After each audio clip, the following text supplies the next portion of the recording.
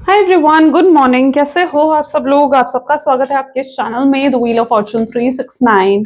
और आज हम चेकआउट कर रहे हैं आपके पार्टनर के मॉर्निंग थॉट्स, मॉर्निंग फीलिंग्स। लेकिन उससे पहले अगर आप नए हो तो ये जान ले कि ये एक जनरल, टाइमलेस और कलेक्टिव रीडिंग है। तो जो चीज आपके साथ रेजोनेट करे उसे रखो, जो चीज रेजोनेट नहीं कर रही है उसे आप स्किप कर सकते हो। जब मैं कार्ड को शफल करूं, अपने पार्टनर, अपने स्पेसिफिक पर्सन को याद करें, या तो आप उनका नाम ले सकते हो 3 बार, उनसे जुड़ी कोई बात आप याद कर सकते हो, या फिर आंख बंद करके आप उनके चेहरे को इमेजिन कर सकते हैं। ठीक है, उससे रीडिंग एक अच्छे लेवल से आपके साथ रेजोनेट करती है। मेल फीमेल सब एज ग्रुप के पर्सन के लिए रीडिंग है, तो सब लोग डेफिनेटली इस रीडिंग को चेकआउट कर सकते हो। लाइक जरूर करो ताकि आप इस रीडिंग की एनर्जी से कनेक्ट कर पाओ। Share, subscribe, bell icon press करो ताकि आपके पास नोटिफिकेशन आया करें जब भी मैं कोई न्यू वीडियो पोस्ट करती हूँ। ओके, चलो स्टार्ट करते हैं आज की रीडिंग को। जल्दी से अपने पर्सन को याद कर लीजिए। एंड अगर प्रोडक्ट चाहिए लाइक क्रिस्टल्स, ब्रेसलेट्स, तो उसके लिए आप मेरी वेबसाइट पर विजिट कर सकते हो www.thewheeloffortune369.com। लिंक डिस्क्रिप्शन बॉक्स में है और कुछ प्रोडक्ट्स टैग भी हैं इस वीडियो में, तो आप वहां से भी इजिली ऑर्डर प्लेस कर सकते हैं। चलो let's start. Please divine universe, angels, spirit guides, please guide करें, बताएं मेरे व्यूवर्स को जिस व्यक्ति के बारे में इस समय मेरे व्यूवर्स सोच रहे हैं, उस व्यक्ति के मॉर्निंग थॉट्स, मॉर्निंग फीलिंग्स मेरे व्यूवर्स के लिए क्या है, वो व्यक्ति मेरे व्यूवर्स के लिए क्या फील करते हैं, क्या सोचते हैं। So we have 2 passive, getting hurt, stuck in the past trauma,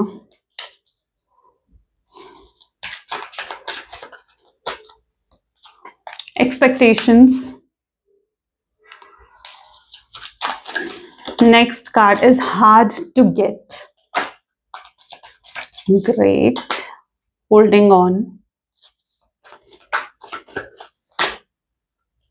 Demanding. Judgment. Criticizing. Okay, चलो हाईलाइटेड जोडिएक साइंस आने वाले कार्ड्स में आएंगे। ठीक है, तो रीडिंग बेसिकली सभी जोडिएक साइन के लिए रहने वाली है वैसे, और हाईलाइटेड नंबर्स भी आने वाले कार्ड्स में होंगे। तो चलो रीडिंग को स्टार्ट करते हैं। सबसे पहले एनर्जी है 2 पैसिव। 2 पैसिव, मुझे लगता है आप लोग साथ साथ हो, मतलब जैसे होता है ना कि सेम ऑफिस है, सेम कॉलोनी है, सेम सोसाइटी है, रेगुलरली एक दूसरे को देखते रहते हो। अरे क्या चीज होता है ना, जो लोग मतलब बिल्कुल नियर बाय हो ना, मतलब जैसे रेगुलरली एक दूसरे को देख पाते हो, तो वहां पर एक पैशन जो है वो रहता है, उस कनेक्शन में पैशन रहता है, एक स्पार्क रहता है उस कनेक्शन में। क्योंकि जब जब आप उस व्यक्ति को देखोगे, जब जब वो आपको देखेंगे, तो वो जो प्यार आप दोनों के बीच का है ना, वो कहीं ना कहीं दिमाग में घूमते हैं, बातें घूमती हैं या चीजें घूमती हैं आपके माइंड में। तो पैशन और स्पार्क आप दोनों के रिश्ते में दिख रहा है। ठीक है, शायद आप लोग सेम ऑफिस में हो, सेम सोसाइटी में हो, या रेगुलरली किसी भी तरीके से जैसे एक दूसरे को देख पा रहे हो, या अगर लॉन्ग डिस्टेंस रिलेशनशिप भी है तो रेगुलरली शायद आपके पार्टनर या तो पोस्ट डालते हैं, कोई स्टेटस डालते हैं जो आप चेकआउट करते हो, या आप रेगुलरली कोई पोस्ट या स्टेटस डालते हो जो वो चेकआउट करते हैं। क्योंकि कुछ ऐसा है जिसने आपको अभी भी जोड़े हुए है, कुछ है जिसकी वजह से जो भी पैशन, जो भी स्पार्क है आप दोनों के बीच में, वो अभी भी इग्नाइटेड है। ठीक है, वो अभी भी जुड़ा हुआ है आपस में। सो 2 पैसिव की एनर्जी लेट चेकआउट क्यों है, प्लीज डिवाइन क्लैरिफाई करे। Thank you so much, very good.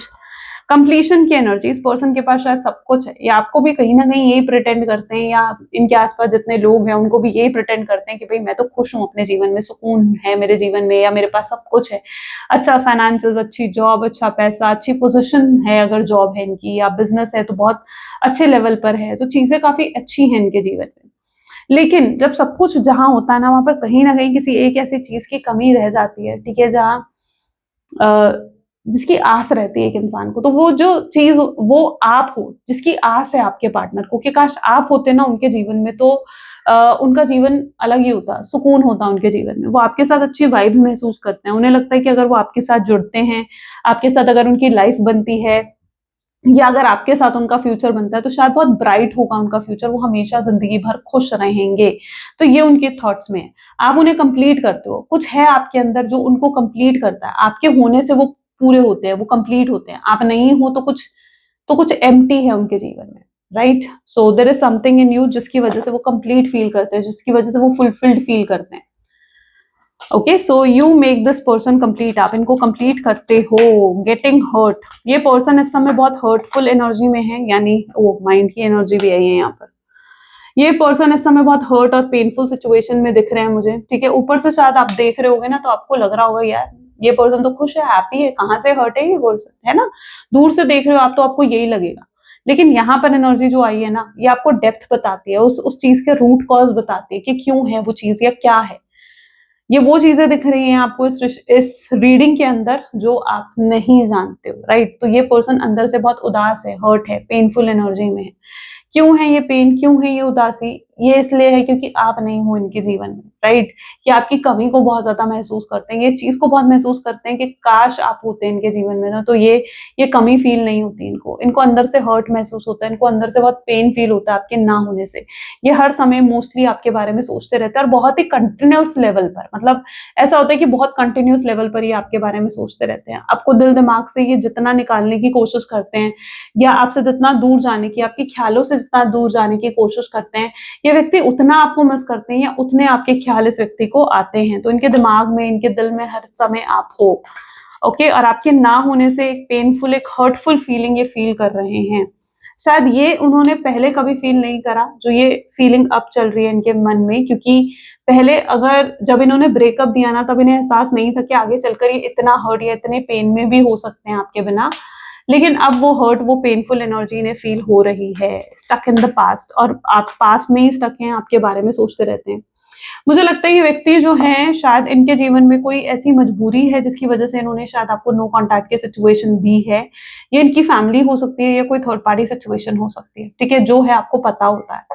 लेकिन यहाँ पर मुझे पर्टिकुलरली दिख रहा है कि कोई ऐसी थर्ड पार्टी सिचुएशन इनके जीवन में डेफिनेटली है, जिसकी वजह से इन्होंने आपसे दूरी क्रिएट करी है, जिसकी वजह से इन्होंने ये नो कॉन्टैक्ट की सिचुएशन क्रिएट करी और आपको ब्लॉक कर दिया।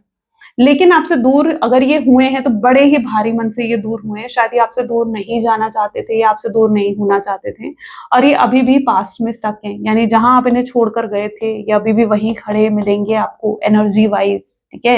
एनर्जी वाइज ये अभी भी आपको वहीं खड़े मिलेंगे, ये आगे नहीं बढ़ पा रहे, ये भी मूव ऑन नहीं कर पा रहे। ऐसा नहीं है कि आपको छोड़ दिया तो उसके बाद कोई और आ गया इनके जीवन में, या किसी और के साथ इन्वॉल्व हो गए, कमिटेड हो गए, नहीं, ऐसा नहीं है, ठीक है। ये अभी भी वहीं खड़े हैं। अगर कोई आ भी रहा है, अगर कोई इन्हें अप्रोच कर रहा है, कोई इनके साथ फ्लर्ट करने की कोशिश कर रहा है ना, ये उसमें कोई इन्वॉल्वमेंट नहीं ले रहे हैं, क्योंकि ये जो फीलिंग आपके लिए वो महसूस करते थे ना, वो किसी और के लिए फील नहीं करते हैं आपके पार्टनर। तो still they are stuck in you, okay. और ये भी आगे नहीं बढ़ पा रहे हैं, और इन्हें ये पता है कि ये आगे नहीं बढ़ पाएंगे आपके बिना, ओके। ये रिश्ता अगर चाहते हैं तो सिर्फ आपके साथ चाहते हैं, और ये इस रिश्ते को सही करना चाहते हैं, ये भी इनके माइंडसेट में है। तो हाईली स्टक है आपके पार्टनर, पास्ट ट्रॉमा, सॉरो। मुझे लगता है इन्हें कभी भी कोई चीज आसानी से नहीं मिली है, शायद कुछ ऐसा रहा है, इन्हें पास्ट से ही बहुत स्ट्रगल, बहुत मेहनत करनी पड़ी है कोई भी चीज हासिल करने के लिए। और यहाँ पर तो दिख रहा है पास्ट ट्रॉमा की एनर्जी, यानी कुछ हो सकता है कि पास्ट में कोई ऐसा रिलेशनशिप भी इनका रहा हो जिसमें इन्हें ब्रेकअप मिला है, या जिसमें इनका हार्ट ब्रेक हुआ हो, है ना। तो उसकी वजह से क्या है, वो हील नहीं हुए थे, उसने, वो जो आपके पार्टनर है वो अपने उस पास्ट ट्रॉमा से हील नहीं हुए थे। और जब वो आपके साथ इन्वॉल्व हुए, जब वो आपके साथ जुड़े, तो उन्हें क्या महसूस हुआ? तो आपके पार्टनर को ये महसूस हुआ कि वो ना अपने आप को क्लियरली एक्सप्रेस नहीं कर पा रहे थे आपके सामने। उनके अंदर इनसिक्योरिटी और फियर था आपको लेकर के, कहीं आप भी उन्हें धोखा ना दे दो, या कहीं आप भी उन्हें छोड़कर ना चले जाओ, क्योंकि वो पास्ट में कुछ ऐसा फेस कर चुके हैं, ठीक है। उससे वो हील नहीं हुए थे इस रिश्ते में आने से पहले। तो इसलिए आपके पार्टनर कभी भी एक्सप्रेसिव मुझे लगता है नहीं रहे हैं, खुलकर अपने प्यार को, अपनी फीलिंग्स को एक्सप्रेस नहीं करा है। और आज रात जैसे वो यही सोच रहे हैं, या कल रात उन्होंने शायद यही चीज सोची थी आपके पार्टनर ने, कि काश मैंने उसे एक्सप्रेस करा होता, काश मैंने अपनी फीलिंग्स एक्सप्रेस करी होती, काश मैंने अपने इमोशंस उसके सामने एक्सप्रेस करे होते ना, तो वो मुझे शायद छोड़कर नहीं जाती, या वो मुझे छोड़कर नहीं जाता। ये पर्सन अभी तक ना एक एक्सपेक्टेशन में मुझे दिख रहे थे, कि जहां पर इन्हें लग रहा था कि आप कोई स्टेप लोगे, आप इनिशिएटिव लोगे, आप इनसे आगे बढ़कर बात करोगे या कांटेक्ट करोगे। लेकिन अभी तक ऐसा हुआ नहीं है कि आपने इनसे कांटेक्ट करा है या बात करने की कोशिश करी है। नहीं, आपको इन्वॉल्वमेंट शायद नहीं ले रहे हो सकता है जब ब्रेकअप हुआ तब उस मोमेंट पर शायद आपने थोड़ी बहुत इन्वॉल्वमेंट ली, लेकिन उसके बाद से आप इन्वॉल्वमेंट नहीं ले रहे हो, राइट। अभी भी आप उस एनर्जी में हो जहां यू आर टोटली साइलेंट, और कोई इन्वॉल्वमेंट आपकी साइड से नहीं आ रही है। तो आपके पार्टनर की जो एक एक्सपेक्टेशन भी थी ना, कि आप कुछ इन्वॉल्वमेंट लोगे, आप कोई एफर्ट डालोगे, तो वो भी पूरी नहीं हुई है। तो उस वजह से भी हो सकता है ये थोड़ा हर्टफुल एनर्जी में है, और इन्हें ये भी समझ में आ रहा है कि भाई मुझे शायद अब एक्सपेक्टेशन, देखो एक्सपेक्टेशन और गिल्ट की एनर्जी यहाँ पर आ रही है। तो इन्हें ये भी समझ में आ रहा है कि भाई अब वो तो इन्वॉल्वमेंट ले नहीं रही है, तो अब मुझे इन्वॉल्वमेंट लेनी चाहिए, मुझे कुछ आगे बढ़कर एक्शंस और लेने चाहिए, ठीक है। तो ये पर्सन अपने आप को रेडी कर रहे हैं to take some actions towards you. Expectations with guilt, आपके पार्टनर को गिल्ट फील हो रहा है, उनको बहुत ज्यादा ऐसा महसूस हो रहा है कि जैसे भारीपन उनके मन में हो, जैसे उनसे बहुत बड़ी गलती हो गई है या वो पछता रहे हैं इन चीजों को लेकर, क्योंकि आपने ना कहीं आपके बिहेवियर ने उन्हें एहसास करा दिया इस चीज का। अभी तक शायद आपके पार्टनर को ये चीज लगती थी कि आप उन्हें छोड़कर नहीं जा सकते, आप उनसे दूर नहीं हो सकते, लेकिन अब जब वो आपको देख रहे हैं तो वो देख रहे हैं कि आप तो उनसे दूर हो रहे हो, ठीक है। ऐसा नहीं है कि आप उनके बिना नहीं जी सकते हो, आप दिखा रहे हो उन्हें कि भाई मैं तेरे बिना भी जी सकती हूँ, अगर तू नहीं है तो मैं तेरे बिना भी जीकर दिखा, आप उनके बिना उनको जीकर दिखा रहे हो। तो वहां पर भी वो जो है ना, जैसे उनके एक्सपेक्टेशंस वहां पर भी टूट रही है, वो शॉक हो रहे हैं कि यार ये क्या हो गया, ये तो मैंने कभी सोचा ही नहीं था कि वो मेरे बिना भी जी लेगी, या मेरे बिना भी खुश रह सकती है, या मेरे बिना भी वो हैप्पी रह सकती है या रह सकता है, मेल हो फीमेल हो अपने हिसाब से रहना।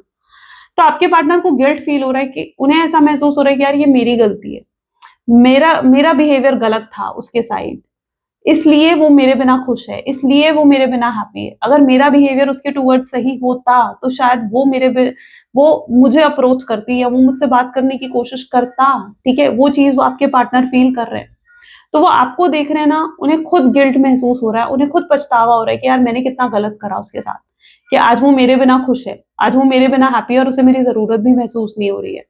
तो उनकी एक्सपेक्टेशंस कहीं न कहीं ब्रेक हो रही हैं और वो पछता रहे हैं, अपनी गलतियों को देख रहे हैं, उन्हें नज़र आ रही है कि यार मेरा बिहेवियर कितना गलत था, वो अपनी गलतियों को भी देख पा रहे हैं आपके partner. And now they are feeling like you are hard to get, उन्हें ऐसा भी महसूस हो रहा है कि आपको पाना बहुत मुश्किल है। पहले शायद उन्होंने आपको पाना आसान था, पहले अगर वो आपसे आते थे, 2 मीठी बातें करते थे, अच्छे से बातें करते थे and you are all ready, आप रेडी होते थे उनके साथ फिर से रिलेशनशिप में एंटर करने के लिए। अगर वो आपको एक बार बोल देते थे आई एम सॉरी, तो आप रेडी हो जाते थे फिर से रिश्ते को एक और मौका देने के लिए। लेकिन अब वो क्या कर रहे हैं ना, वो अगर आपको, हो सकता है अभी रिसेंटली उन्होंने शायद आपको कोई कॉल, मैसेज या कुछ ऐसा करा है जिसके बाद आपने शायद उनको रिप्लाई नहीं दिया, ठीक है। आपने उनकी कॉल या तो पिक नहीं करी है, या आपने रिप्लाई नहीं दिया, या अगर उन्होंने आपको हाय हेलो कुछ करने की कोशिश करी तो उसका भी शायद आपने वहां पर भी उन्हें अवॉइड कर दिया है। तो अब इस पर्सन को ऐसा लग रहा है कि अब मुश्किल है, आपका दिल जीतना मुश्किल है, इतना आसान नहीं रहा है, अब एफर्ट डालने पड़ेंगे उन्हें और बहुत हाई लेवल पर डालने पड़ेंगे आपका दिल जीतने के लिए। But they also know that you are abundance to this person, आप उनकी अबंडेंस भी हो, आप उनके लक भी हो, आप उनके लिए किसी लकी पर्सन से कम नहीं हो, क्योंकि जब से आप आए हो ना इनके जीवन में आप एकदम एंजल की तरह आए, जैसे कोई मैजिक वैन घुमाई और इनका जीवन बदल गया।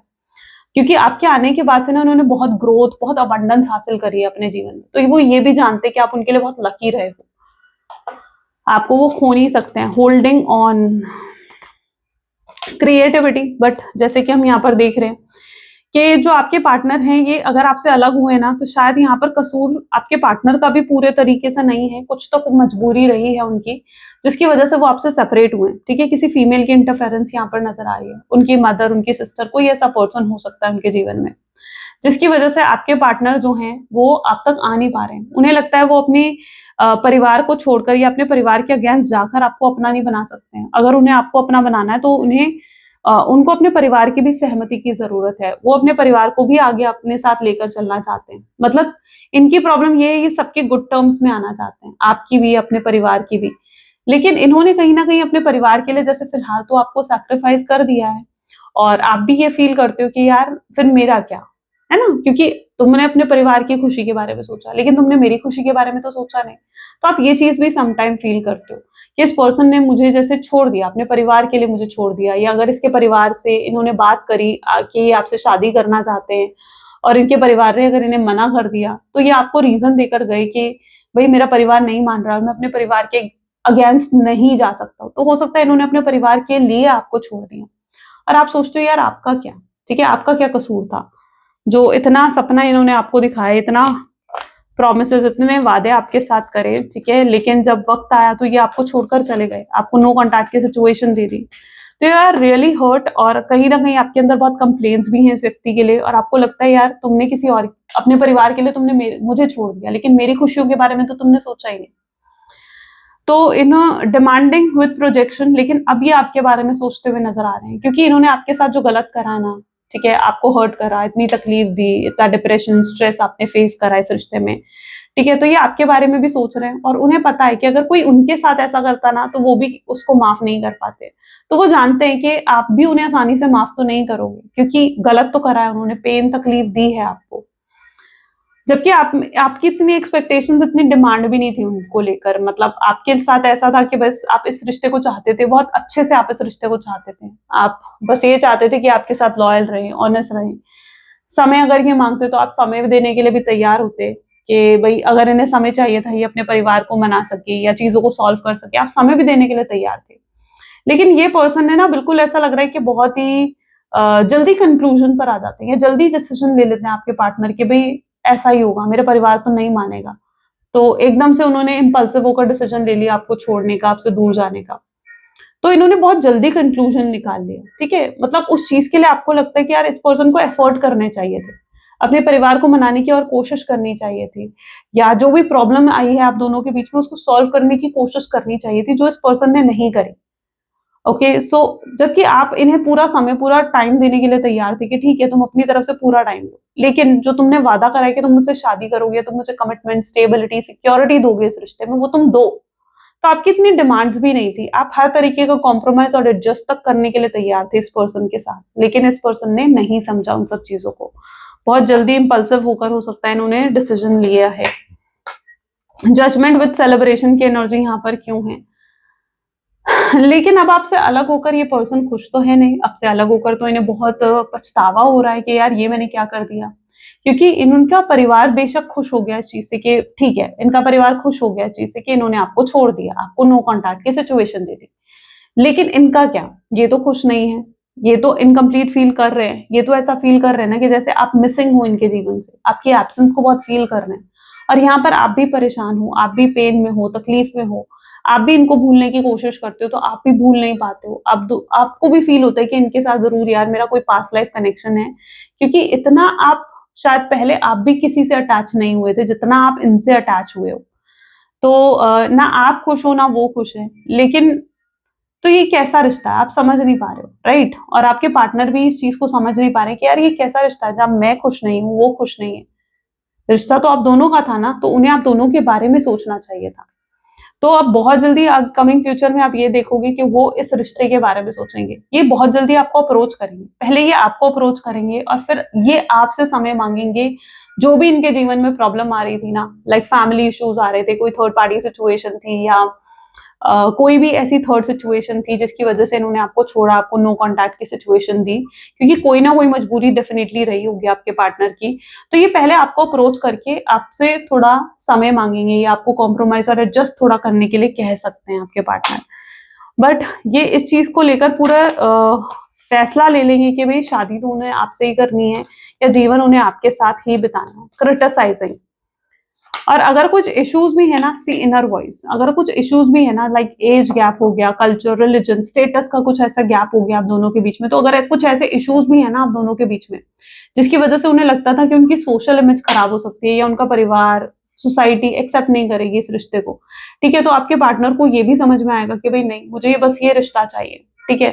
वो सिर्फ इस रिश्ते के बारे में सोचेंगे, अब वो और किसी और चीज के बारे में नहीं सोचेंगे, क्योंकि उन्हें ना ये समझ में आ गया कि अगर उनकी खुशियाँ जुड़ी हुई हैं, तो वो सिर्फ़ आपके साथ जुड़ी हुई हैं। अगर आप हो ना उनके जीवन में, तो उनके जीवन में अबंडेंस है, उनके जीवन में खुशियाँ हैं, ठीक है? तो अब वो किसी और चीज़ के बारे में नहीं सोचना चाहेंगे, अपने परिवार, सोशल इमेज, किसी और चीज़ के बारे में नहीं। उनकी इनर वॉइस उन्हें गाइड करेगी कि तुझे अब सही करना है, तूने बहुत गलत कर लिया, अब तुझे सही करनी होगी चीज़ों को। तो ये अपनी इनर वॉइस की सुनकर कुछ मेजर स्टेप्स आगे आने वाले समय में ले सकते हैं। चलो मैसेज भी देख लेते हैं आपके पर्सन के ट्रू मैसेजेस आपके लिए क्या हैं। Please divine universe, angels, spirit guide, please guide करें मेरे व्यूअर्स के लिए उनके पार्टनर के मैसेजेस क्या हैं। I am deeply in love with you. वो आपको लिटरली ये चीज कहना चाहते हैं कि भाई मैं तुझसे बहुत प्यार करता हूँ, मेरे दिल में बहुत फीलिंग्स है भाई तेरे लिए। I try to forgetting you but I can't. मैंने बहुत कोशिश करी कि मैं तुझे भूल जाऊं, लेकिन मैं नहीं भूल पा रहा हूँ तुझे।